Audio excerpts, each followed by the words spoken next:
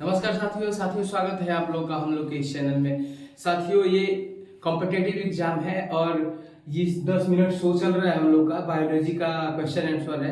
अब ये नहीं है कि आप खाली कॉम्पिटिटिव का तैयारी कर सकते हैं, क्लास 10 से ऊपर किसी भी एग्जाम का तैयारी आप कर सकते हैं। तो आइए बिना देरी की भी हम लोग स्टार्ट करते हैं, ठीक है। पहला क्वेश्चन है, मानव शरीर की सबसे बड़ी कोशिका कौन सी है। मानव शरीर की सबसे बड़ी कोशिका कौन सी है? तो दोस्तों अंडाणु हो जाएगा। क्या हो जाएगा? अंडाणु। इतनी बड़ी कोशिका है कि इसके आगे जो भी कोशिकाएं हैं छोटी हो जाती हैं, फीकी हो जाती हैं। ये इतनी बड़ी है ना कि इसको नग्न आंखों से भी देखा जा सकता है। किससे? नग्न आंखों से भी देखा जा सकता है। तंत्रिका कोशिका से मतलब नहीं है। हमारा जो मुख्य आंसर था कोशिका, तो सबसे बड़ी कोशिका हो जाएगा अंडाणु। अगला क्वेश्चन है, मानव शरीर की सबसे छोटी कोशिका कौन सी है। मानव शरीर की सबसे छोटी कोशिका क्या हो जाएगा? शुक्राणु। क्या हो जाएगा? शुक्राणु। वो ये इतना तेज है कि ओलंपिक खेलने वाले खिलाड़ी भी फेल हो जाएंगे। ओलंपिक खेलने वाले जो रेसलर होते हैं ना, वो भी दौड़ने में छोटे हो जाएंगे। कहने का मतलब है कि स्पर्म ये जेंट्स में पाया जाता है, पुरुष में पाया जाता है, और स्पर्मों की संख्या लगभग 20 करोड़ के आसपास होती है। 20 से 30 करोड़। क्या होता है ना, हम लोग के यहाँ बच्चा पैदा करने में क्या होता है? सबसे ज्यादा कंपटीशन होता है। क्या होता है? बच्चा पैदा करने में सबसे ज्यादा कंपटीशन होता है। ये हो गए पूंछ वाले। क्या हो गए? पूंछ वाले स्पर्म। ये पूंछ वाले स्पर्म हो गए, और यही जब स्पर्म जब जाता है ना ओवम में, तो इसका पूंछ बाहर रह जाता है, बाकी वाला जो पार्ट है अंदर चला जाता है। सिर्फ क्या थोड़ा सा जाएगा, बाकी इसमें से जो स्पर्म है ना वो अपना जो भी कभी इसका विस्तार से पेपर क्या लेके आएंगे हम लोग, कभी विस्तार से इसका चैप्टर लेके आएंगे, अपना छोड़ देता है न्यूक्लियस, और उसके बाद से क्या हो जाता है ना, भ्रूण उत्पन्न होना शुरू हो जाता है। तो मानव शरीर की सबसे छोटी कोशिका कौन सी हो जाएगा? शुक्राणु। और ये ओलंपिक में जो प्लेयर दौड़ते हैं उससे भी तेज भागने का काम करता है। आगे है, डीएनए की इकाई क्या कहलाती है? डीएनए की इकाई क्या कहलाती है? तो न्यूक्लियोटाइड कहलाती है। क्या कहलाती है? न्यूक्लियोटाइड कहलाती है। ये डीएनए का मतलब क्या है ना, ये ईंटों की तरह सजा होता है डीएनए। ठीक है, किसके तरह सजा होता है? ईंटों के तरह सजा होता है हमारा डीएनए। ठीक है, किसके तरह सजा होता है? ईंटों के तरह। जैसे ऐसे ये घर हो गया, फिर ये वाला घर हो गया, फिर ये वाला घर हो गया, तो किसके तरह है? ईंटों के तरह सजा होता है। अगला क्वेश्चन है, पौधों में भोजन का निर्माण मुख्यतः किस भाग में होता है? पौधों में भोजन का निर्माण मुख्यतः किस में होता है? पत्तियों में होता है। जैसे हम लोग का खाना हम लोग के मम्मी या सिस्टर लोग या जिनकी शादी हो गई उनकी वाइफ लोग बनाती है, तो इसमें जो पौधों का खाना बनाने का काम कौन करता है? पत्तियां। यानी क्या हो जाएगा? ये पौधों का रसोई घर क्या हो जाएंगी? पत्तियां हो जाएंगी। क्या हो जाएंगी? रसोई घर। कौन सी हो जाएंगी? पत्तियां। पौधों की रसोई घर पत्तियां, यानी पत्तियां खाना बनाती हैं। ठीक है, अगला क्वेश्चन है हम लोग का, मानव शरीर में सबसे बड़ी धमनी कौन सी है? मानव शरीर में सबसे बड़ी धमनी कौन सी है? महाधमनी है। क्या है? महाधमनी है मानव शरीर की सबसे बड़ी मानव शरीर की सबसे बड़ी धमनी। इसको हम लोग ना हाईवे रोड भी बोल सकते हैं। हाईवे क्या बोल सकते हैं? हाईवे। इतनी बड़ी है कि इसको हाईवे हम लोग बोल सकते हैं। अगला क्वेश्चन है हम लोग का, किस विटामिन में कोबाल्ट पाया जाता है? किस विटामिन में कोबाल्ट पाया जाता है? तो कोबाल्ट पाया जाता है B12 में। किसमें? B12 में कोबाल्ट पाया जाता है। अगला क्वेश्चन है, जीवों का वैज्ञानिक नामकरण किसने प्रारंभ किया? जीवों का वैज्ञानिक नामकरण किसने प्रारंभ किया था? लिनियस ने प्रारंभ किया था। किसने? लिनियस ने। अब बताइए, हम लोग का नामकरण किसने प्रारंभ किया था? हम लोग का नामकरण तो हम लोग के मम्मी पापा ने तय किया था ना, कि हम लोग का क्या नाम रहेगा, क्या नाम नहीं रहेगा। तो इसमें क्या हो जाएगा? जीव का वैज्ञानिक नाम किसने दिया था? लिनियस ने दिया था। यानी जीव में कौन सा जीव का नाम क्या हो जाएगा? हम लोग है, हम लोग भी एक जीव है, प्राणी है, तो मनुष्य नाम दे दिया, किसी का पशु दे दिया, किसी का पक्षी दे दिया। किसने दिया था? तो लिनियस ने दिया था। ग्रेगर जॉन मेंडल ने आनुवंशिकता का सिद्धांत दिया था, और लेमार्क के बारे में नहीं जानना है, डार्विन ने भी कोशिकाओं का सिद्धांत दिया था। आगे हम लोग आएंगे। आगे मानव शरीर में पसलियों की मानव शरीर में पसलियों के कितने जोड़े होते हैं?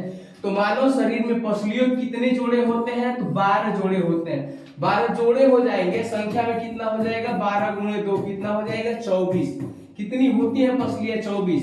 सब मिला जुला के बोले ना, हाई 12 को पसलियां, 12 को हाई पसलियां। ठीक है, अच्छा, सुरक्षा कवच है हमारा। क्या है? सुरक्षा कवच है। दिल का, फेफड़े का, हृदय का, ये सब क्या है? सुरक्षा कवच है। ये वो पतली और पसली अगर किसी का क्रैक हो जाती है, बाय द वे चोट लग जाता है तो नानी आ जाता है, सांस तक नहीं ले पाते हैं हम लोग। क्योंकि हम आपको बताएं कि जब हम लोग सांस लेते हैं ना तो फेफड़े का इतना औकात नहीं होता है कि सांस को ऊपर फेंके।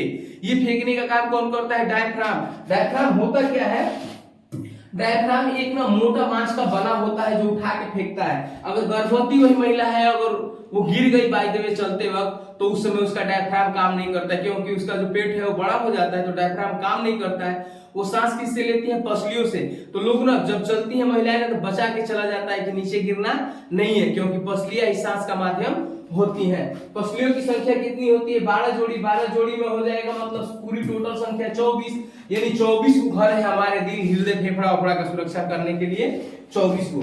ठीक है, आगे आएंगे हम लोग। पेनिसिलिन किससे प्राप्त होता है? पेनिसिलिन कवक से प्राप्त होता है। किससे प्राप्त होता है? फंगस। किससे?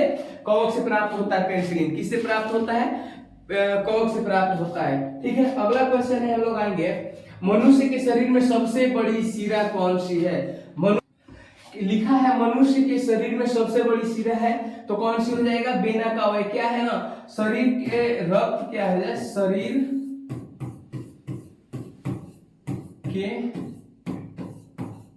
रक्त का सर्विस का सबसे बड़ा माध्यम है। का सबसे बड़ा माध्यम है, मतलब ये रक्त का सर्विस करने का काम करता है। आगे मानव में सामान्य शरीर का तापमान कितना होता है? मानव में सामान्य शरीर के तापमान कितना होता है? 37 डिग्री सेल्सियस होता है। जब 37 डिग्री सेल्सियस से अधिक होता है तो मम्मी बोलती है बुखार लग जाएगा, या फिर हम लोग को लगता है कि हमारा शरीर साथ नहीं दे रहा है। ठीक है, तो कितना होता है हमारे शरीर का तापमान? 37 डिग्री सेल्सियस। बाकी सबसे कोई मतलब नहीं है। अगला क्वेश्चन है, पौधों में गैसों का आदान प्रदान मुख्यतः किसके द्वारा होता है? पौधों में गैसों का आदान प्रदान मुख्यतः किसके द्वारा होता है? तो रंध्र के द्वारा होता है। किसके द्वारा? रंध्र के द्वारा। अब हम लोग के शरीर में गैसों का आदान प्रदान किसके द्वारा होता है? मुख्य रूप से नाक के द्वारा। यानी गैसों के आदान प्रदान, इसका नाक का काम कौन करते हैं? रंध्र करते हैं। ठीक है, पौधों में नाक का काम कौन करेंगे? तो रंध्र करेंगे। आगे आते हैं, अगले क्वेश्चन पे लिखा है किस रक्त समूह को सार्वत्रिक दाता कहते हैं? यानी वो क्या करता है ना, सबको अपना ब्लड दे सकता है। कल ही हम लोग पढ़े थे ना, ओ निगेटिव हो जाएगा। क्या हो जाएगा? हो ओ निगेटिव क्या कर सकता है? सबको ब्लड दान कर सकता है, कोई दिक्कत नहीं है, ले जाओ। क्या है? महादानी है, इसको दान ब्लड करना बोल सकते हैं ना हम लोग। जो भी आएगा उसको दान दे देगा। इससे कोई मतलब नहीं है। ए से मतलब नहीं है, बी से मतलब नहीं है, और ए बी से मतलब नहीं है। सबका अलग अलग अपना काम है। मानव शरीर में सबसे कठोर पदार्थ कौन सा है? मानव शरीर में सबसे कठोर पदार्थ कौन सा हो जाएगा? दांत का एनामेल हो जाएगा। क्या हो जाएगा? दांत का एनामेल। अस्थि हड्डियां है ना हमारा, वो भी मजबूत होती है, ऐसा नहीं है। नाखून का तो नहीं है, उपास्थि तो नहीं है, लेकिन सबसे मजबूत क्या होता है? दांत में एनिमल पाया जाता है, वो क्या है? सबसे मजबूत है। अगला क्वेश्चन है, अमीबा में भोजन का पाचन कहाँ होता है? अमीबा में भोजन का पाचन कहाँ होता है? तो क्या हो जाएगा? खाद्य रिक्तिका में। कहाँ पे होता है? खाद्य रिक्तिका में क्या होता है? भोजन का पाचन होता है। केंद्र की कोशिकाओं के बारे में दिया है। कोशिका झिल्ली है अपने हमारे शरीर के अंदर, और कोशिका द्वारा इनसे कोई मतलब नहीं है। अगला क्वेश्चन है, पौधों में वृद्धि हार्मोन कौन सा है? पौधों में वृद्धि हार्मोन क्या हो जाएगा? ऑक्सिन हो जाएगा। क्या हो जाएगा? पौधों में वृद्धि हार्मोन ऑक्सिन हो जाएगा। चलो, हमने पौधों में तो वृद्धि हार्मोन जान लिया। किसमें? पौधों में। और मनुष्य में वृद्धि के लिए क्या होता है? हम लोग का जो शरीर है, हम लोग के शरीर में भी हार्मोन्स होते हैं जो वृद्धि के लिए काम करते हैं। या फिर हम लोगों में क्या होता है, अलग से पहचान होती है कि पुरुष में कौन सा हार्मोन्स आएगा तो दाढ़ी मूंछ का उगना शुरू हो जाता है, या फिर फीमेल के उभार आना शुरू हो जाता है। तो उसके लिए भी एक चैप्टर लेके आएंगे हम लोग। ठीक है, अगला क्वेश्चन है, विटामिन ई का रासायनिक नाम क्या है? विटामिन ई का रासायनिक नाम क्या हो जाएगा? विटामिन ई का रासायनिक नाम हो जाएगा टेकोफेराल। क्या हो जाएगा? विटामिन ई का रासायनिक नाम टेकोफेराल हो जाएगा। ठीक है दोस्तों, ये चैप्टर समाप्त होता है। अभी के लिए सिर्फ इतना ही। गर्मी का मौसम है, दिक्कत हो रहा है हम लोग को भी वीडियो बनाने में। दोस्तों, वीडियो अच्छा लगे तो लाइक, शेयर और सब्सक्राइब जरूर करें। जय हिंद साथियों।